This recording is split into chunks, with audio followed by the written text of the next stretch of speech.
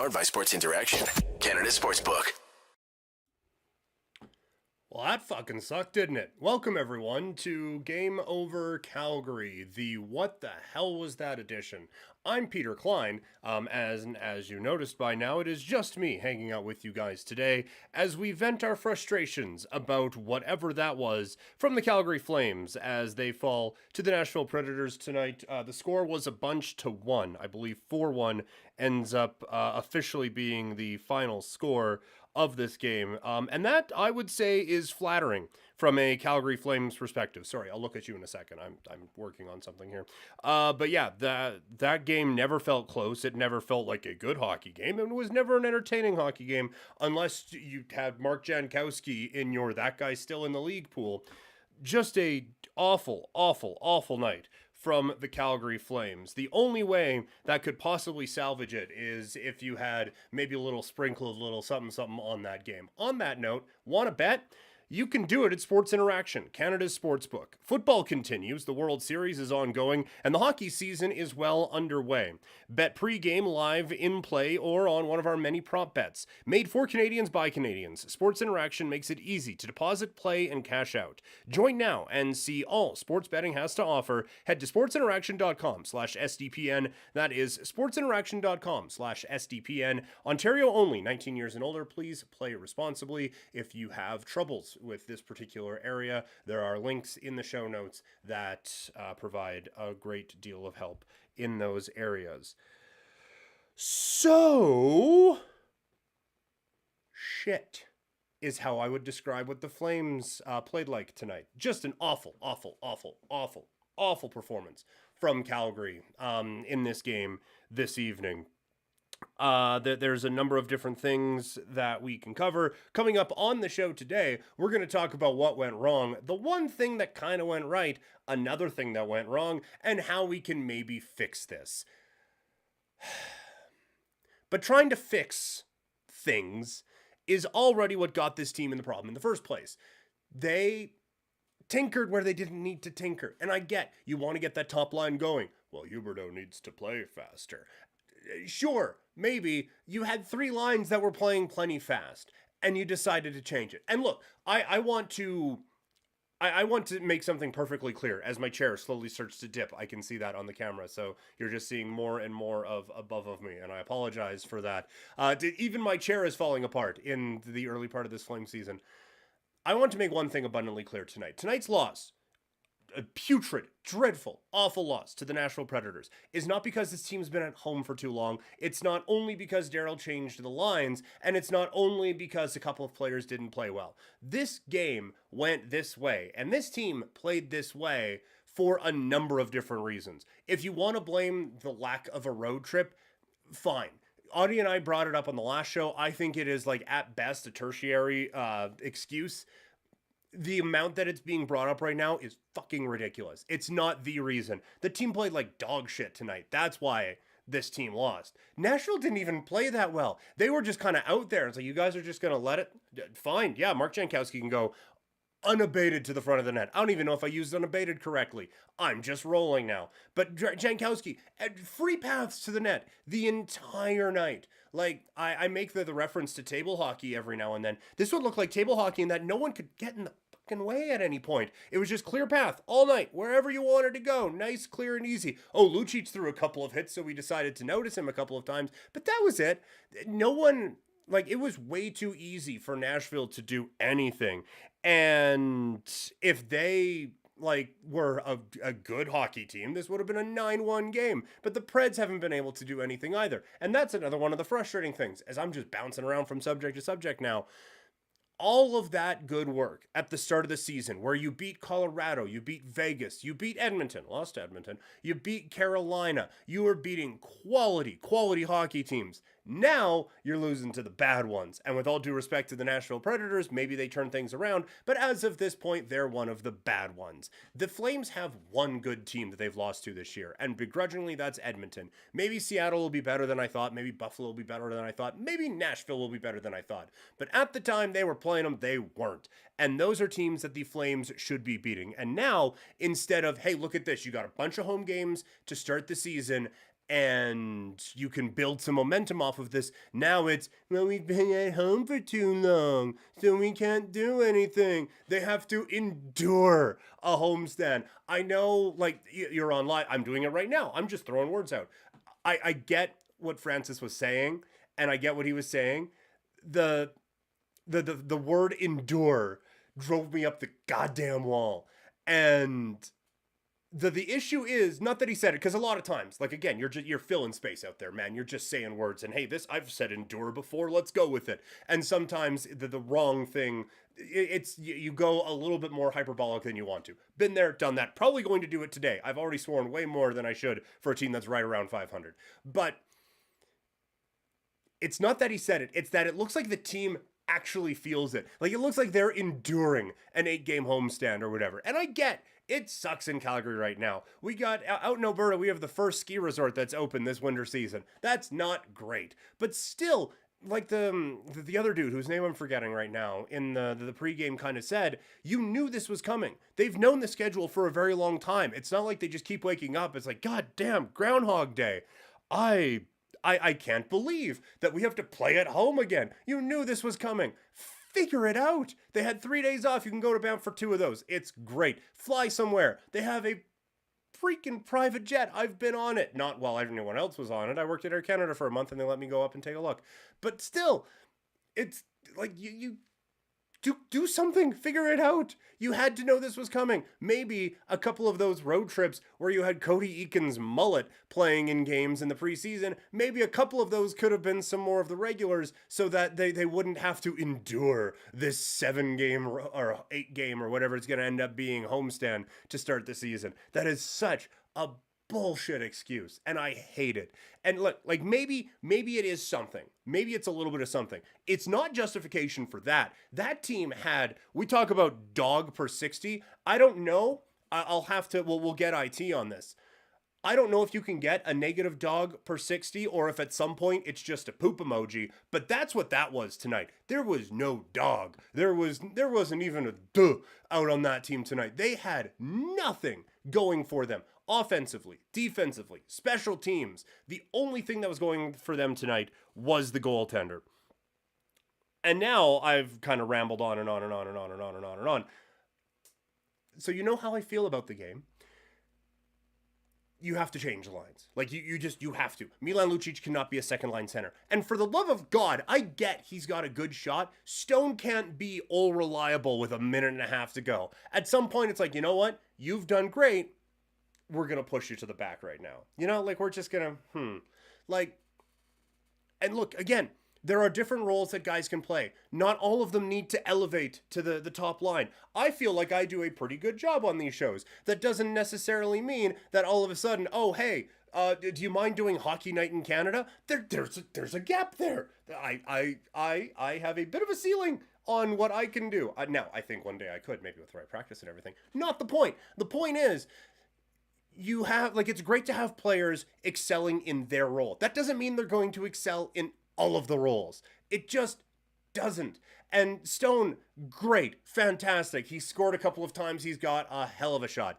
Anderson does too. He can use it out there. And also Noah Hannafin, like, he knows how to shoot the puck. He's not playing with a spaghetti noodle out there. At some point, you need to have your best players on the ice, and they're not Stone and they're not Lucic. And the Flames are relying too much on these guys right now and putting them in situations where it's impossible for them to succeed. Lucic at least was noticeable tonight, but there's no way. It was something small. There was a chance, I believe they were on that side, so that would be the third period. Mangiapane had a chance. The shot was stopped. The rebound came out. Lucic gets to it and gets a shot away, and it's stopped, and it's held on to. You can all probably picture it in my head. I'm doing a great job of describing it.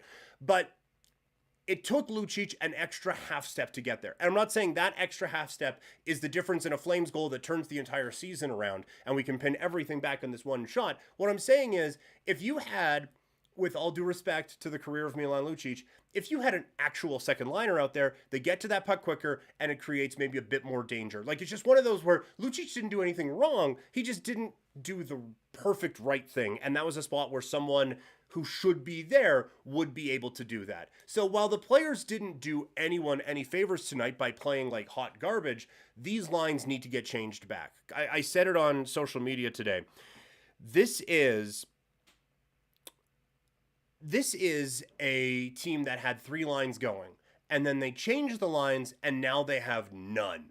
And I think you have to change it back. So that's the first segment. I will now tell you, please like this video. Even if you don't really like it, just like it anyway. It's great. The button's right there. But no, in all seriousness, we have a great team here, and we are trying to build this thing with no marketing dollars. So the way that to help the algorithm and all of that, like, subscribe, tell your friends, and they can tell their friends, and they can tell their friends. You know, that sort of a thing. I'm pretty sure I just taught a business class like that. But yes, please, just tell everyone how much fun you are having with these shows, and that would be great. That would be really, really great. Let's take a look at the chat for the first time today. Let's see. Markstrom was great, at least. Yes, we're getting to that in a second. The one bright spot from this game, Markstrom. Sutter's lines need to change ASAP. Go back to the old ones.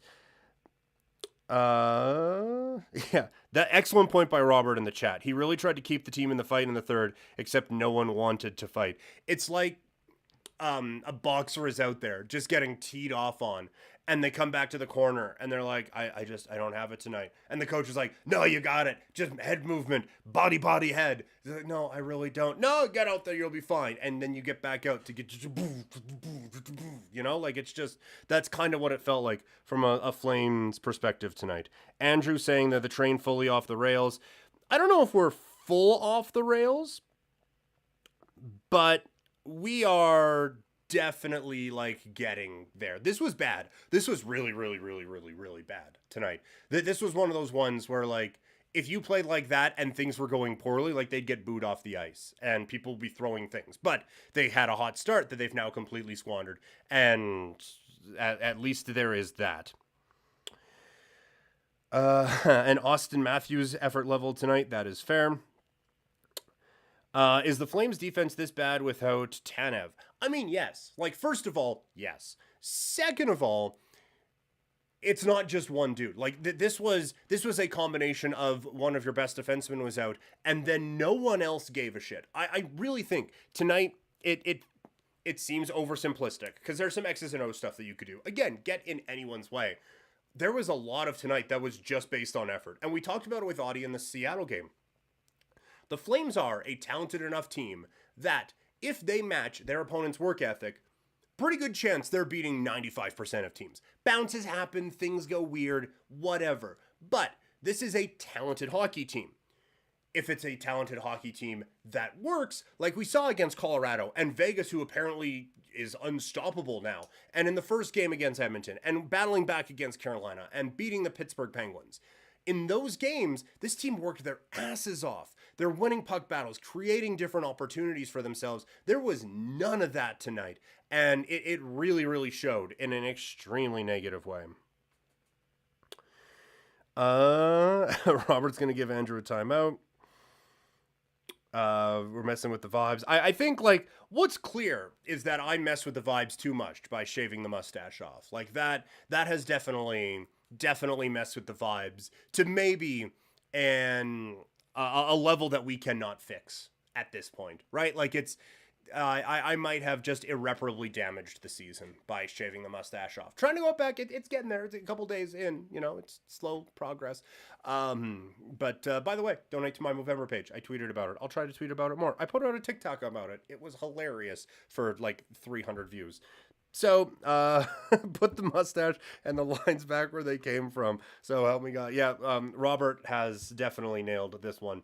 I do want to touch on, because it wasn't all bad tonight. It was mostly bad, but it wasn't all the way bad. Jacob Markstrom is showing why you needed to be patient with this dude. It's almost as if he had some struggles and he was allowed to play through it. And now look at this. He's come out on the other side. He said, gently nudging towards what should have happened with the top line, because why weren't they allowed to play through things? Anyway, Markstrom's been spectacular. And if it's not for him in this game, I mean, literally, if he's not playing in this game and they just don't have a goalie, they give up like 30 goals. But if he is only average tonight, this team gets blown out of the water, and I don't have to take a note after the halfway point of the second period.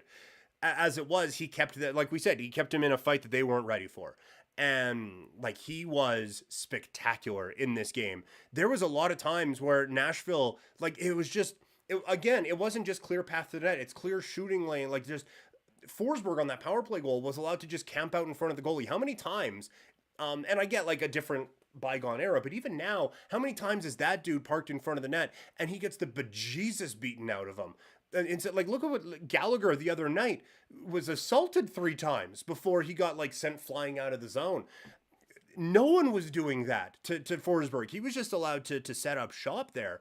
And Markstrom had to try to battle through it, and he couldn't on that one. None of the goals tonight were his fault. This was just a sloppy team defensively. But I think the one positive you can really take away from this is it does seem like Markstrom is getting back to Markstrom form. And I personally, to contradict myself, I guess, I would go with Vladar for the game coming up on Saturday against the Devils. And then in the first game of the back-to-back next week, they got the Islanders and then they got the Devils. I would then go Markstrom in the first part of the back-to-back and Vladar again in the second, once again against the Devils.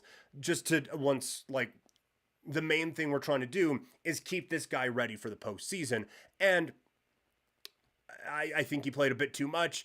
It would be great to build off of this win, or not off of this win. It's a win for him. It'd be great to build off of this strong performance for Markstrom.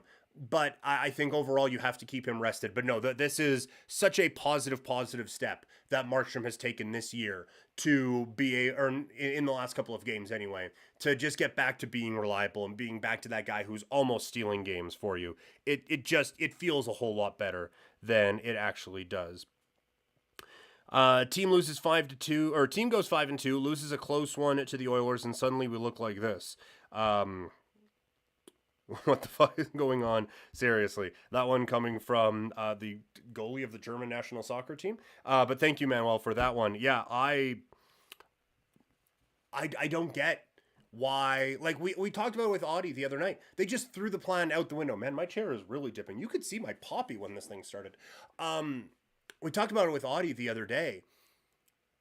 The plan was, look, we don't want Ruzicka just playing bottom 6 minutes. He has to go down to the American Hockey League so he can play more quality minutes. We don't want him just playing 10, 12 minutes a night. That gets thrown out the window when you lose a close game to the Oilers, a team that was in the Western Conference Final a year ago. Didn't win any games in that Western Conference Final, which, if you point out on social media, they get very upset about. But they, like, a good hockey team. You lost by 1 because your goalie came out to play the puck when you shouldn't have. That's it. That's all that happened. I thought it was a very close game and one team made one mistake.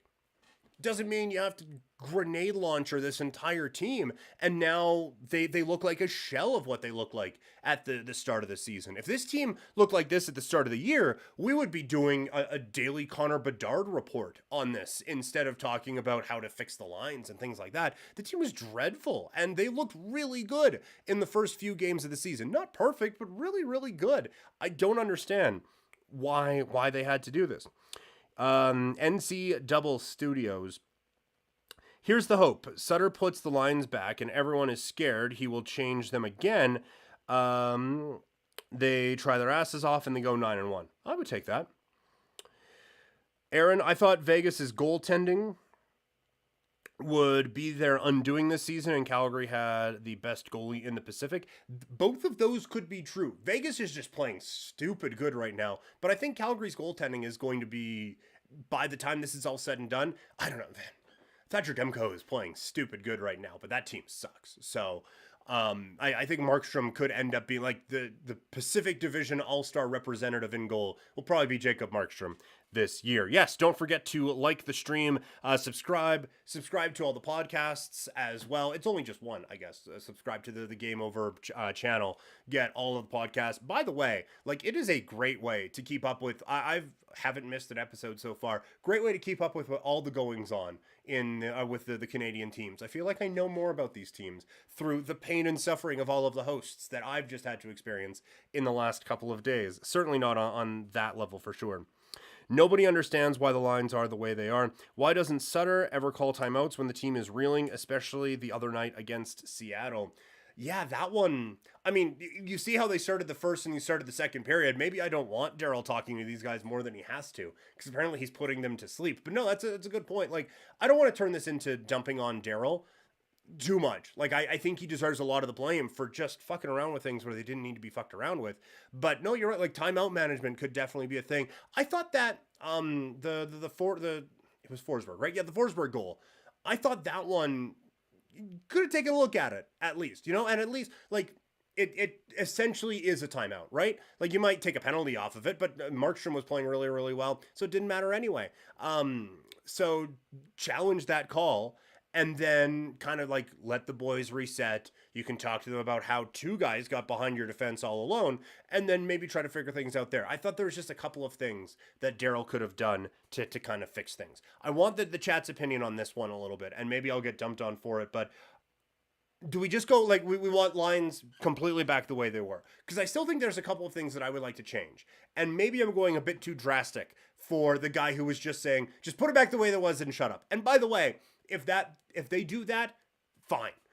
We've talked about it before. I'm not the biggest Rooney guy. I'm certainly not the biggest Lewis guy, but it was working, so you can go back to that. I do just want to throw out here for the last part of the show today.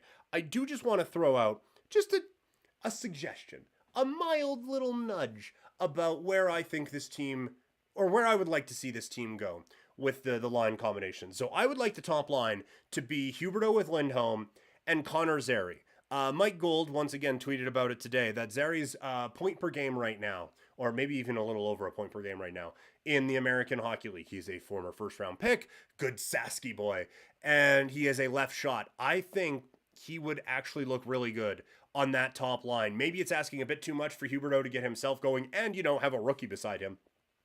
But I think he is a dynamic enough offensive player that he can kind of fit right in with those guys on that top line. You do not change a goddamn thing on that second line, or what the second line was before, with Mangiapane, Kadri, and Dylan Dubé.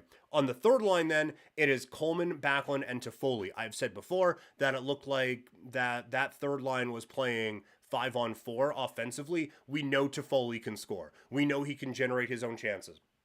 We know that he is at least competent in the defensive zone as well, which is where Backlund is going to thrive. And I think having another kind of finish guy on there, not literally, but, having another guy who can finish on that third line can really help those guys because they're creating chances. Coleman finally gets his first of the year in this game. I feel like having another offensive threat on that line would be good. And then the fourth line would be Lucic, Ruzicka, and Ritchie. And that's just for now. Lucic is probably never sitting.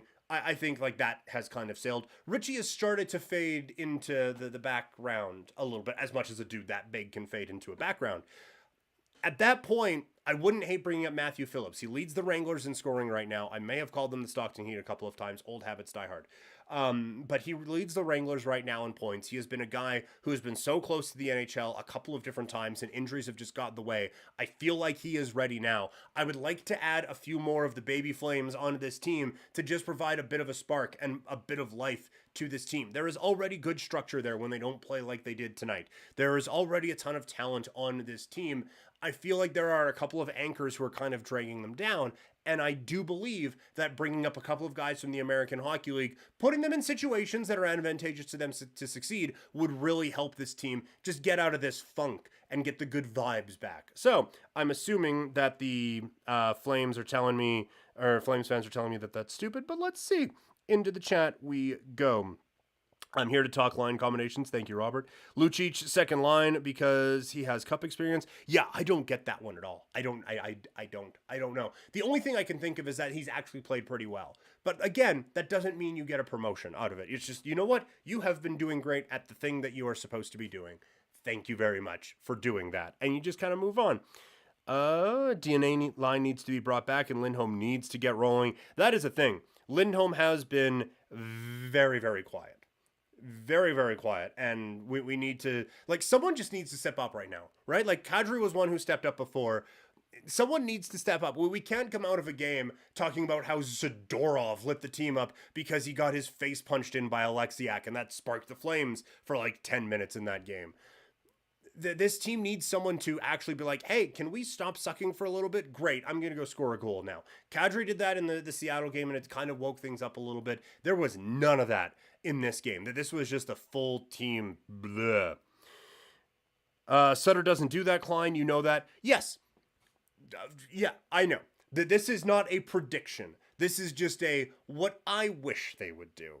If I was playing NHL 23, this is what I would go for with this team at this point. Philip says there's a call-up. You are gosh darn right.